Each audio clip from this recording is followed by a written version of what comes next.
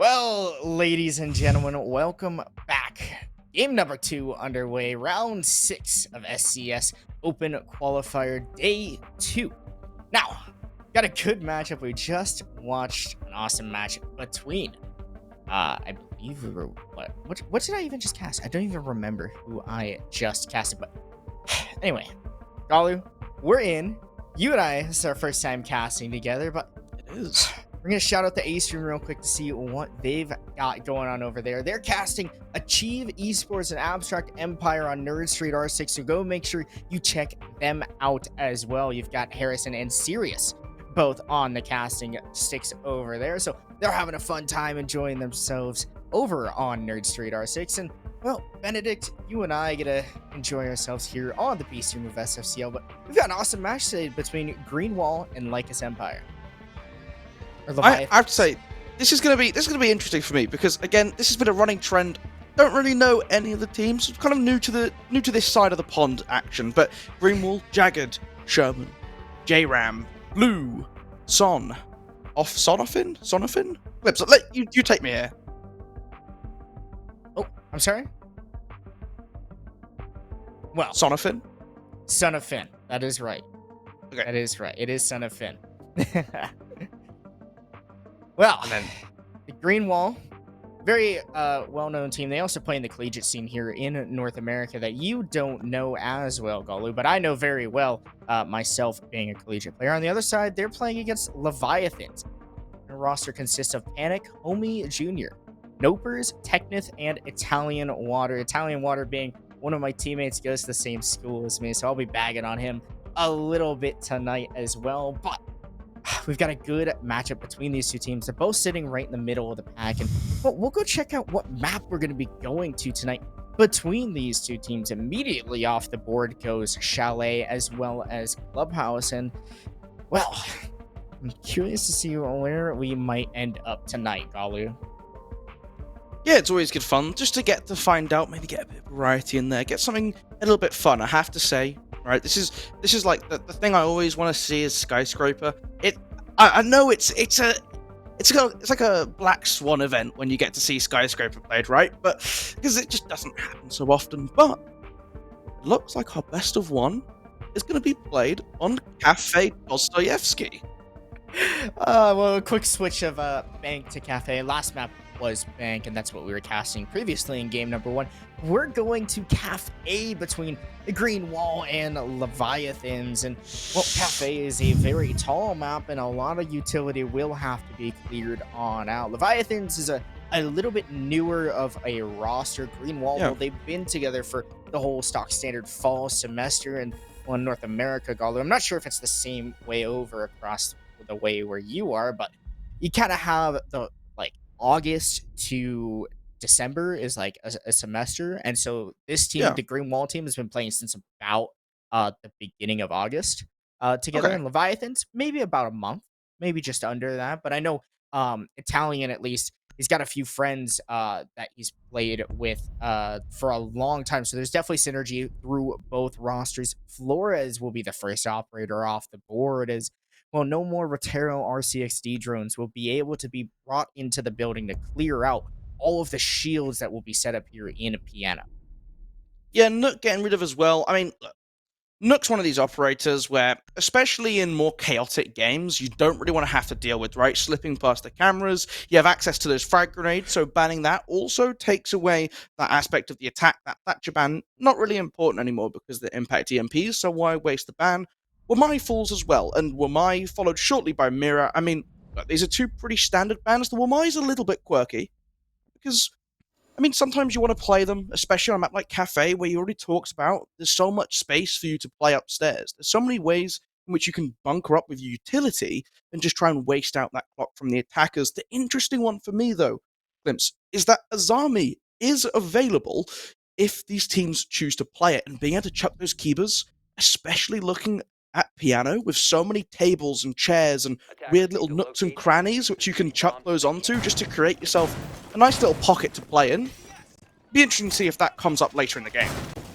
Most definitely. Valkyrie also available on the board. Leviathan is not electing to run her on the Bakery Bomb site, and I'm kind of a curious decision because Valkyrie is so unbelievably strong on a map like Cafe. You can get so much information. No matter where those black eye cameras are placed, you can throw them anywhere across the map. You can hide them in some of the banners and anything around. There's tons of nooks and crannies on Cafe. Lots of furniture and furnishings all around the map to be able to tuck those cameras and feed your team some of that extra information. That, however, will not be brought out here by Leviathans. They're sticking to their guns and sticking to their roots.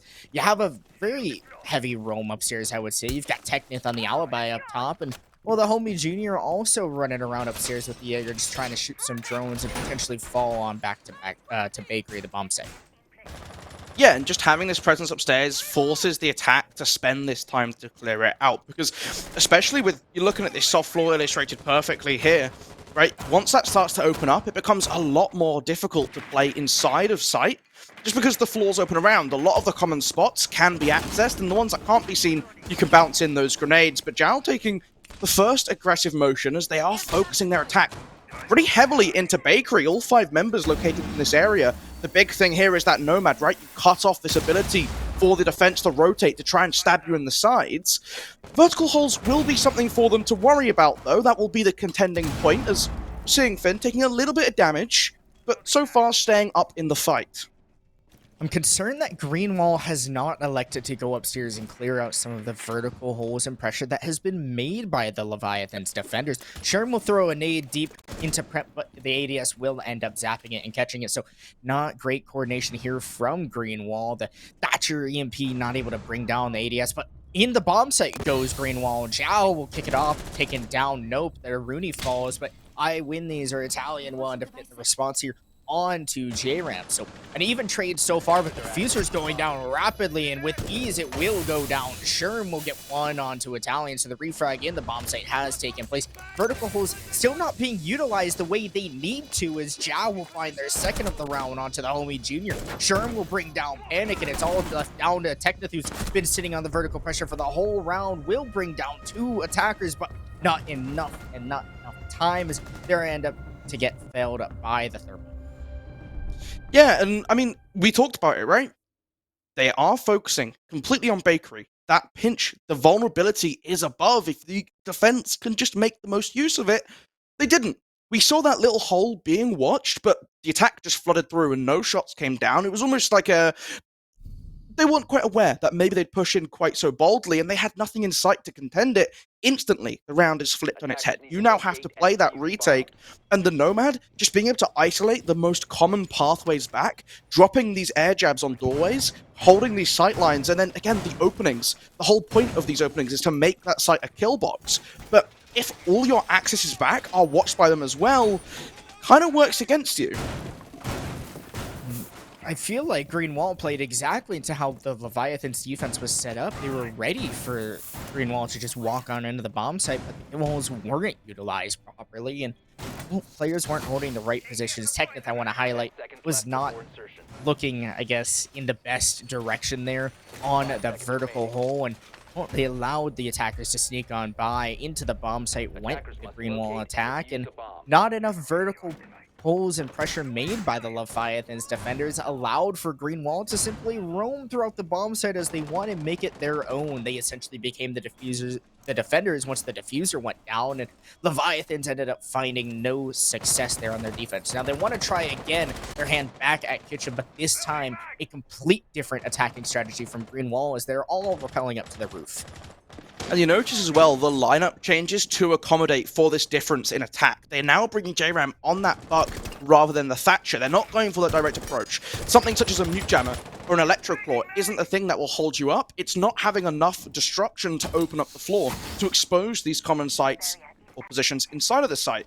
And so now, just slowly looking to push back these lines of defense, just peel away at Leviathan's hold, but it's going to start on the back foot for them. Zhao, just a little bit overconfident, looking over the new balcony, will lose his head early on. This ultimately might cause some slight hindrances, but they're doing a good work at taking the rest of this space. Nope, though, looking to try and get aggressive up the red stairs. Spotted out by the drone, though. That should temper their aggression for the time being. They still have players on this middle floor who haven't yet been caught out. The drone's caught on the jammer.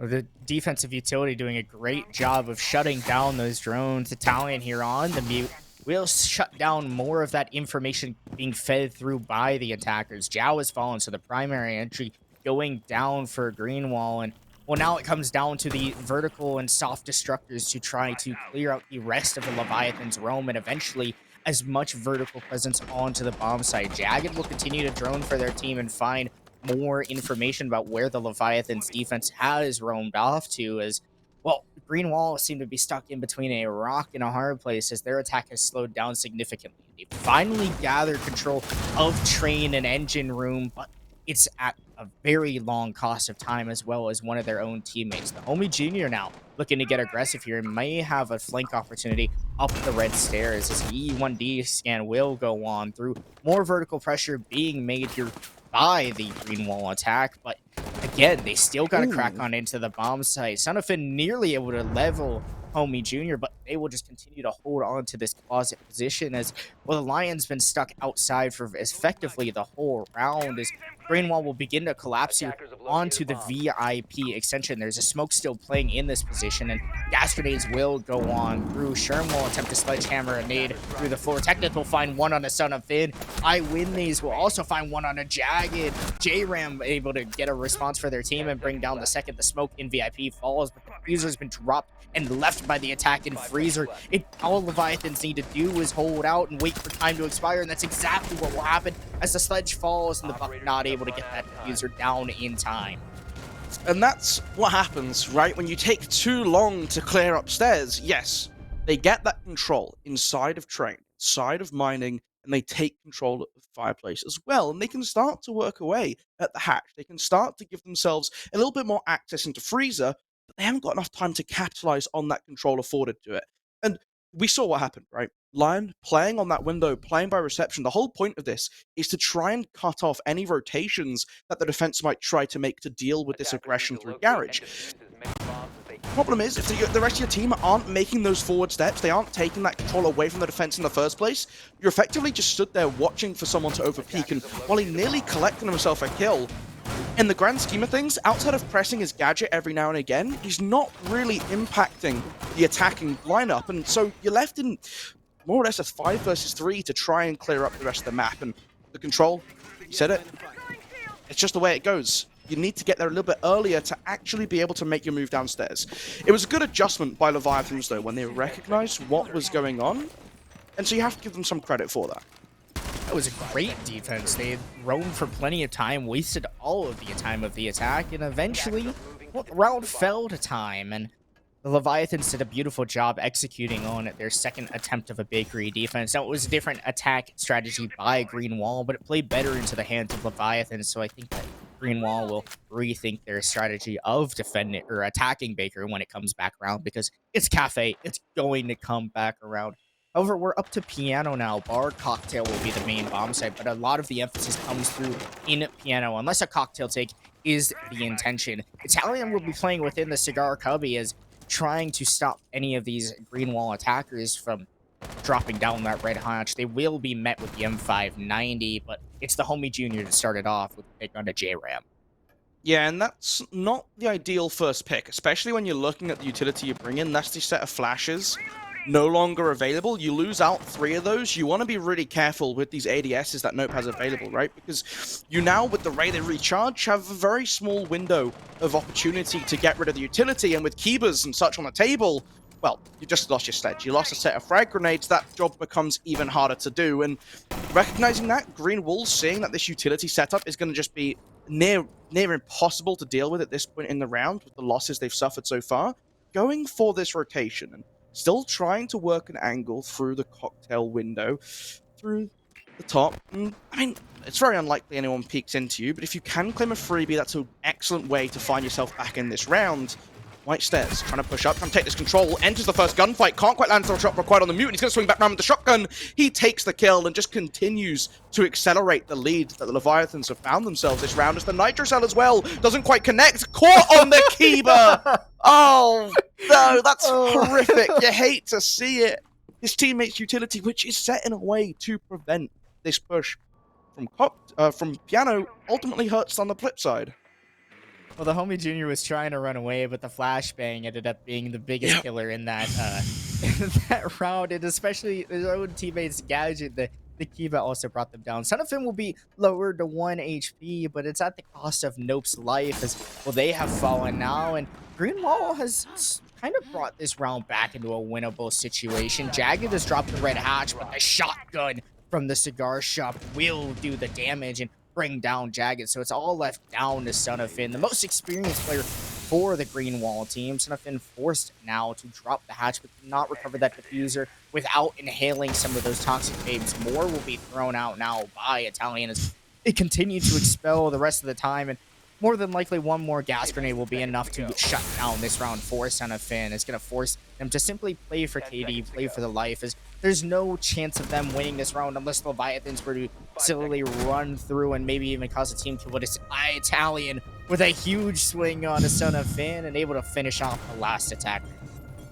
Yeah, I mean, when you're stuck at 1 HP, just looking into the smoke, you're rethinking many decisions in that round, but they came off of that aggression downstairs, right? Hunting down these players, and you lose the gunfight, but in the end, just getting him down on HP is job done enough. And, well, Greenwall, first attacking round, they've won. Leviathans have looked a lot better in these last 2 rounds, and I think they're doing a good job of just kind of finding these opening picks, and a big part of that is this, right? Zhao going down early in 2 of these rounds now, looking for these early aggression, this early entry. The problem is they're not playing enough around it, right? You want to have a drone driving him forwards. You want to have the drone interact with that mute, especially if you hot drone correctly. And if you hot drone really well, and that Zofia is playing tight on your gadget, you drive the drone around the corner, the mute goes to shoot it, and you just collect a freebie because he's looking the wrong way. That's an ideal world, right? Oftentimes the players will be expecting a push behind, but the point is you need to be setting up for these entries to be more successful, because at the moment, they're just sending it and praying they win the 1v1, which it can work a couple times, but you can never turn that into a reliable strategy. And you're looking at the setup, once again, this Azami is just throwing all the utility towards Piano, expecting this is how you take onto a reading hold. They have to be able to use this utility more effectively without losing members to dislodge these comfort positions for the defense. Greenwall will begin their attack as they all find their way back to the roof. Pretty much the same standard take for Cafe. You go to the roof, you open the hatches, you drop them, and then you find your way into the building. You take the top floor, take the second floor, maybe even the first floor if they're defending Bakery. But here we are on that middle floor, so there's not as much ground to take, and Greenwall looking to have the same success as they did on their first round here this round. Technith will bring down some of the information already for Greenwall as more drones continue to fall on down. The homie Junior in a very aggressive position here, right under the skylight near that first bar in the bar bomb site, and trying to hold on to this ground for as long as possible will be the alibi. A lot of damage being done so far, but well, there's still not much action. A nade will come on through, and it will land a spot in Pixel, but not to find any player. Still very aggressive inside of Piano is Technic, as they're trying to deter Greenwall attackers from finding their way on into the building. Well, goes down to the flashbangs. The trade quickly coming out, though. Homie able to find a nice little spot to draw the line of sight onto the window. 3 Kibas out of play, though. Technith not able to drop them before falling, and that does make the job a little bit easier from this point onwards for Greenwall, despite having that man disadvantage, being down in the 3 versus 4 situation. The drone's coming through, spotting out the Aruni at the end of the white corridor, and this is ideally the position that they're looking to dislodge. 1 ADS trying to support it. They have the repel on the cocktail window, which cuts off some of these rotations, cuts off some of the fallback as Son of Finn, looking to try and win the gunfight, is able to do it. Flipping around on the repel makes it so difficult to catch him out. And now, well, that's the signal. Iwin needs to drop back down, doesn't want to have to deal with any more of this pressure upstairs. Eyewitness will fall on back down the white stairs at just the right moment, escaping with their life just barely, but Greenwall attackers now have established vertical control. They also have that sledgehammer on Sherm to be able to break away at the floor, but Sherm also has the only drone left for the remaining attackers that are alive. Eyewitness will respond on the Son of Finn as they walk up the ground stairs, and it will knock down the Ash trying to hold the long angle of the rotation. Sherm will continue to do soft destruction from above, but with only 15 seconds left, it's time to hit the bomb site. Jagged will just be trying to do so as they find their way through 90. Do end up finding a frag on the Nope, so all of a sudden, this is very possible for Jagged to get on in, but the gas grenades are going to be super impactful. Now, Panic reading into the rotation of both the attackers. Jagged will try to find the kill. Panic takes down Sherm. Able to get the down is the Hibana, but not able to get the diffuser down. Jagged, not enough time to be able to get inside the bomb site and start ticking away at that bomb defusal time. And well, the Leviathans will win their third straight defensive round. I'm still wondering about the Azami on the top floor, right? Because I get you being pressured out, but you're against the Buck.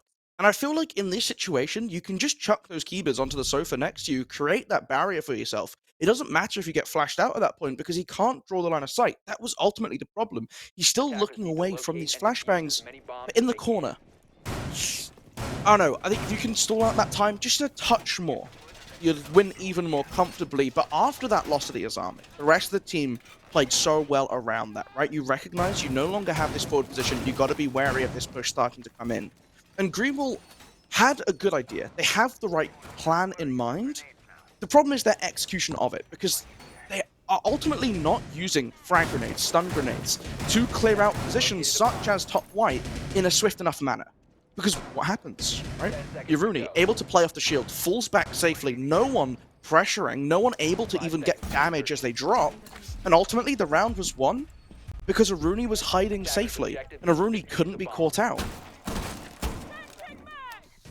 The struggle continues for Greenwall as they've yet to find an attack since their first round, and I feel like that was more due to a Leviathan's misplay than a Greenwall win. Now, they did have a great strategy of hitting into the bomb site and finding their way on in.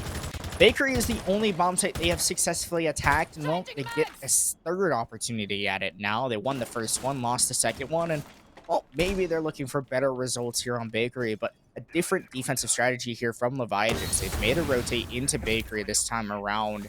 Smoke Grenade will go off to mask the Ace Charge, which will be opening that small Bakery wall. And as Nope tries to get out, Zhao will end up finding the head of the Azami. So no more Bakery presence here for the Leviathans defenses. Greenwall going back to their roots and directly into Bakery. Well, you know what? They tried another take, and they figured out this one is the one that worked. I win these, able to take down Zhao. Again, there's Ophir getting caught out, and I mean, it's not quite as important, but that one hurts just as badly. The sledge, no more nades available now for the rest of this attack. It becomes a lot harder to root these players out as the homie just continuing to run rampant on this map. Takes out J-Ram as well. Son of Finn trying to rotate to get into a position to maybe cut off this road off the top of the stairs, but able to get down the homie, takes down the player, and now they have kind of pushed into sight now. Still, Techno, waiting. Not red. He is aware, but the swing from Panic is gorgeous! And now Jagged, a 1 versus 3, a very difficult situation for him to win out, but he finds the first, takes a lot of damage. Becomes a little bit dangerous when you consider Smoke still has 3 of those toxic babes if he wants to start utilizing them, but instead, staying gun ready, trying to play around the hard cover, trying to play around the reinforcement, turns away just the right time. The aggression from the Jaeger, well, or the Thermite, not too much, but the rotation is the one that will seal the nail in the coffin, and this defense holding on tight. I have to say, Clemps, 100% win rate on Azami. Yeah. Well, Azami's pretty impactful, I would say. I'd say Azami is a pretty damn good operator, and especially on the likes of Cafe, it's so difficult to clear that out, especially for a team like Greenwall. They've really struggled on that utility clear, and they overpeak so much without the information they need. They need to be better about droding where those defenders are, and well, when you dry peek angles such as Prep and Bakery and wherever you're trying to get that pick onto a defender, you need to have perfect information on where they are, and you need to be able to use your utility to help leverage those frags. Right now, that is not happening. Greenwall is trying to get kills with their guns, but it is just not showing on the scoreboard right now. Instead, it's showing for Leviathans, and it's the advantage for Leviathans as they are just running rampart around Greenwall after the one warm-up round that Leviathans let Greenwall ended up winning. Well, so far, it's been all Leviathans since. 5 seconds to go. Some tomfoolery, perhaps some magic. from I win these this round. Just we'll have to see how that unfolds. But for the time being, setting themselves up pretty similarly to the way they did before. Noah's Army on the table to clog up Piano, which my instant thought is that Green Wool will be more willing to take the assault a little bit more traditional. But with this Rune, the Amaru even, I hate all these operators having similar names, but with the Amaru on board, could this be a rush straight into Cocktail? Well, it just might be. You have Jagged on the gridlock as well, a very staple operator for Cafe, but Mage is bringing those track stingers to make as much noise as possible and stop the defenders from running around the bomb site, especially if you throw them around in the right particular places. JRAM is looking to swing on into heaven here as they're going to try to find their way right on into the Cocktail bomb site. They have the diffuser in hand with the G8, and it's going to be a fast execute from a Green Wall. They will continue to drone out and wait for the Leviathans defense to be, because you start to hear some of those track stingers go on through. Sherm has taken a lot of damage. Zhao as well. JRAM swinging on through will lose their life, so the diffuser has gone down. Sherm tries to drop the red hatch, but at what cost? They lose their life. Jagged has found their way into the bomb site, though, and will be able to begin planting the diffuser, but they'll wait for their teammate, Son of Finn, who's currently on the skylight, to find themselves in a position to support their own friend. Drone will go on through the skylight, so the smoke's position has been alerted to, and Son of Finn will continue to gain coverage from up top. Jagged still all alone in the bomb site, and Son of Finn, the Nomad, needs to find a way to help their teammate. The gas grenade will go on through, forcing Jagged out of position in the swing, and they'll end up losing their life to I win these. Son of Finn with the response on a note, but a 1v2. The diffuser is down in the bomb site. Plenty of time to work these picks, but they've got to find 2 more bodies of the Leviathan's defense. I'm just swinging on in, using the stun as cover, but I win these, rotating into Cocktail, just waiting to meet it. The deep flash not catching him out. He collects the kill on swing in, and, well, that was an interesting attempt, right?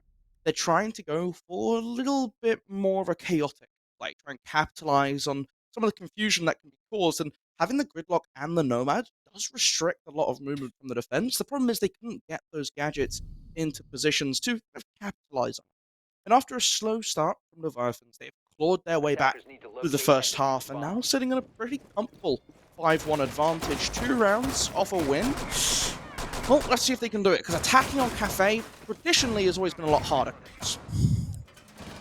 Well, attack is definitely a very difficult side on Cathay with how much utility is brought on and about by the defenders. Now, there is no Wamai on the board, so it makes it a little easier to clear some of the gadgets that can be placed out, but Flores has been banned out by Leviathans, who are now on attack, so they will be at punishment of none of those Rotero RCXD drones to go on in and break apart any Kiva barriers, deployable shields, Maestro bubbles, anything placed around in Piano. The Nook also off the board, so that's a set of grenades gone. So it's going to be much more difficult to clear out a lot of the utility that's been brought through by Green Wall, but only 1 deployable shield. Now, plenty of bulletproof gadgets such as the Maestro bubbles, and as well a bulletproof camera placed by JRAM, a downstairs extension almost by Son of Finn here, as the Oryx has plenty of utility to open up some of these floors, as well as proxy alarms spread all across the map to try to find these Leviathans attackers, as they may attempt to roam clear here. Well, blind pressure, dropping the Claymore, prevent yourself from the run out, and I think, no, it's definitely something I wouldn't take off the table, right? Especially on Cafe, looking at these repels and how important they can be. Just want to keep yourself a little bit more protected from it. It's blind pressure, trying to work their way into Piano at the moment. Still the shield up, and well, there's ADSs to catch whatever comes their way, but so far, not too much activity. As I say that, trying to get a little bit aggressive on the high wind. They both take a little bit of damage, but it's the Oryx who comes up that trade on the worst end. A little bit of damage done to the Thatcher, but not enough to take them out. Son of Fan ends up being worse for wear in that engagement. Sherm now on this position here in Pixel, often called as it's a very frustrating position to play. Some players give it a different name, but we can't say that on broadcast. That's a little too mean and out of our grounds. The Mute will be playing that position, though, and it's a little curious to have someone with the SMG-11. You only get 17 bullets, and you gotta really make sure you can place those shots. Sure, definitely a solid player, but I don't know if that is the right option to have in such a important position like Pixel. They backed up now away as the ADSs have been disabled and the shield is now gone, but still able to hold on to this positioning is Green Wall. Leviathans have 60 seconds left to clear out any of the last minute util and find their way on into the building, which you see they've all dropped down into the red hatch and will find their way most likely into this minibar. Sonafin still below and contesting the entries here for Leviathans as they feel uncomfortable when peeking. You see Technith having to slowly peek every angle. Not enough information here from the Leviathans attack. I'm still waiting for this Oryx to pay off. In the meantime, still have control of White Corridor, still.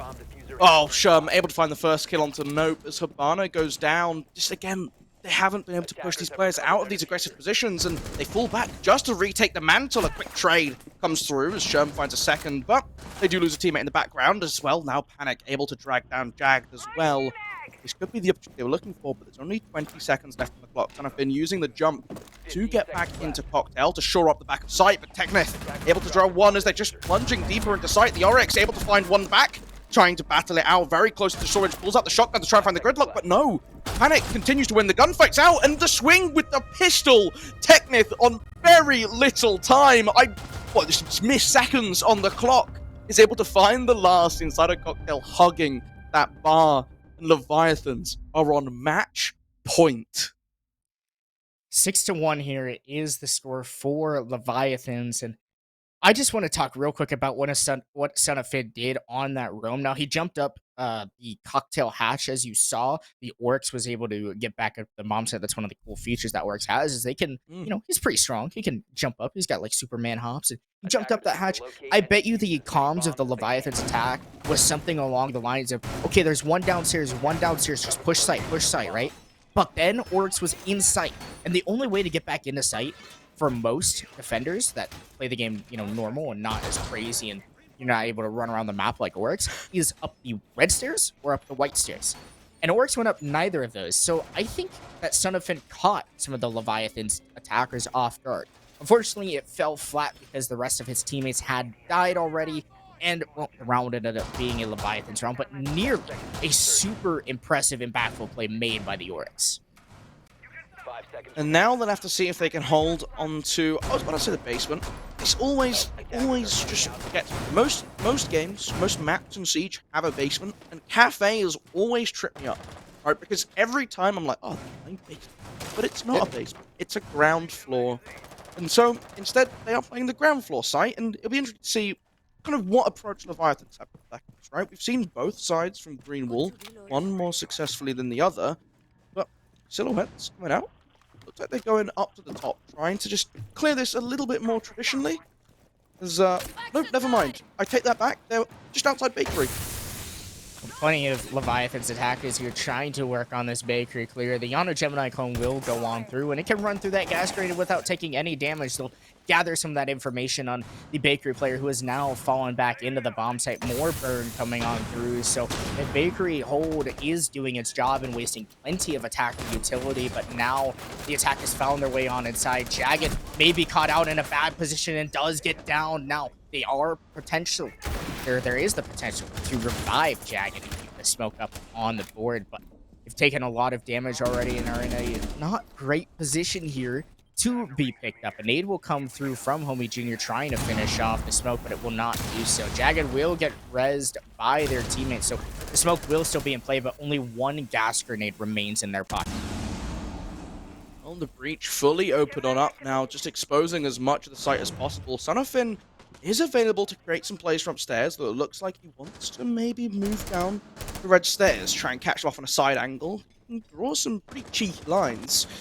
Homie Jr. looking deep into sight, trying to find the players right at the back of the kitchen. There's no taking some damage back. Zai Windows able to take down the mute. That's the pesky little side problem gone. This makes the site just a little bit more appetizing to jump into. J-Ram still, though, unread corridor can cause problems for them, and that's why they're trying to force him out. Use the flashbangs, the pings coming through, giving away the position, but Jagged will eventually be finished off, no longer have to worry about the smoke, as Technith finds a second. 2 versus 4. Nope, hugging tight on the wall, getting this diffuser down. The defenders blocked out of sight. Zhao walking down red. Has to be a little bit wary of the air jab, as that will blow up. He's not the one that dies, though. It's Sherm pushing in through Freezer. Zhao 1 versus 4 to keep Greenwall's hopes of this game alive as the shot's coming through. That's a wonderful shot onto the homie Junior, now playing behind the bakery counter. The shot's peppering over the top of his head. He knows exactly where they are, but they're just not letting him move. Able to work his way into prep, finds a second Jow. Nope goes down, and now, again, just continuing to plunge deeper into sight. The red ping from his teammates giving him the assistance that he needs to try and win the third, but no. Teknith, he's not faltering. He will win these. And, well, Leviathans, a comfortable 7-1 victory in round number 2. Leviathans definitely proving that they were the better team here in this matchup. Greenwall just not strong enough. They were shut out here by Leviathans, only winning 1 round, the first attacking round. So effectively a 7-0 for Leviathans if that first round didn't happen. Now, Greenwall, they struggled a lot, Galu. They could not clear anyone for the life of them, and they weren't winning the gunfights they needed. You saw Jow start to heat up there in the end and win a couple, but it was at the cost of Leviathans, who, well, they had a 4v1. You're going to throw away a couple bodies because you're feeling confident. You're up 6-1 on match point. Sometimes that's just what happens when we're playing Rainbow Six Siege. However, congratulations to Leviathans as, well, they found themselves here in SCS on the upper hand of Greenwall, and as the day nears on out, we're getting closer and closer to figuring out who will be moving on into closed qualifiers tomorrow. But for now, we're going to hang out for a little bit. We'll let the rest of the games wrap on up. We're going to go to the A stream, and for Galu and I, I enjoy casting with you. It's a lot of fun. I've always loved casting with those across the pond, as the other week I did it with Gibson, so... You know, and then you guys followed. You and Frazier did follow, so it was a lot of fun.